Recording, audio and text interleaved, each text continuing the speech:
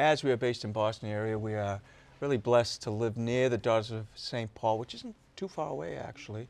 And today, two members of their choir with us, Sister Margaret and Sister Tracey. Thanks so much for being with us. It's our pleasure. Thanks for having us. And I just found out, Sister Tracey, that you are from Louisiana originally. Yes. And where in Louisiana? I'm from the St. Martinville, which is the Lafayette Diocese. Yeah, wow. Yeah.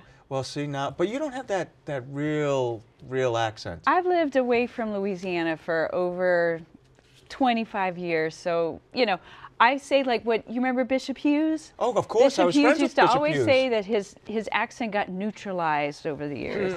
So I think mine did too. But if I'm talking about my mom, or if I'm talking about my family, or if I'm talking to my family, it comes out right again. back. Well, it's we great. love Louisiana. Yeah. Okay. Well, I'll start with you, Sister Margaret. So, the choir is preparing for some Advent performances, and you have sisters from across the country. Tell us about the choir. How many sisters participate? How do they practice together from all over?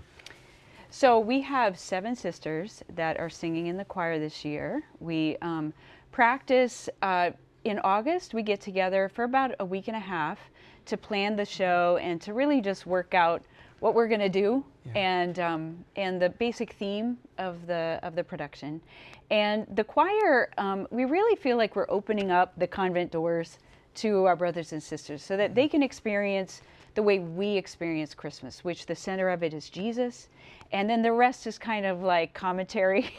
And we really do, we're very authentic in the sense that we are who we are, and we have a good time, we pray, but we really do try to help people understand that really Christ is the center, He's the meaning of Christmas, and this is why we gather.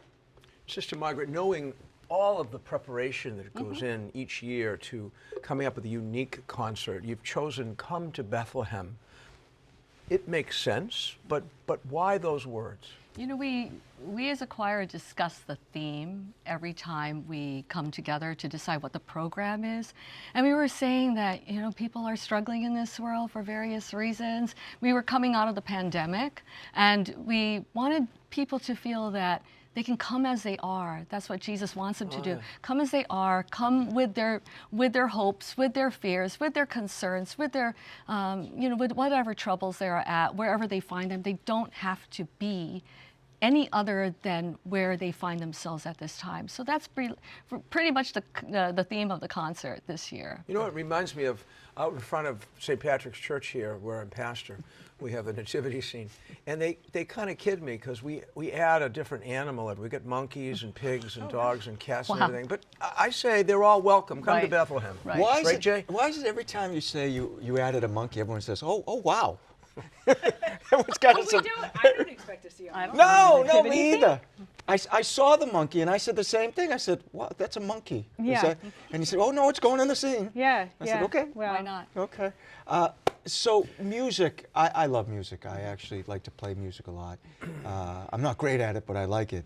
How does singing and performing bring you closer to God? I'll start with you, sister. Well, actually, when I visited the sisters for the first time, before I even joined, I remember being in the chapel, and I had met all the sisters before that, but somehow sitting in the chapel, and then the sound of the sisters singing came kind of like around me and through me, and I realized, wow, they're really worshiping God. And I felt kind of brought up into that, and I think music transcends like language, it transcends culture, age, whatever, and it just sort of unifies us. And actually they say that singers and people who listen, your heartbeats actually start to beat at the same rate when you're participating in something musical. Yeah. So it's a way of even our physiognomy harmonizes, and I think music kind of elevates us. It makes us settle. It opens our hearts. It sometimes brings up emotion, but then somehow it opens a door, and we feel for the Lord to really pierce and enter and come into their Bethlehem.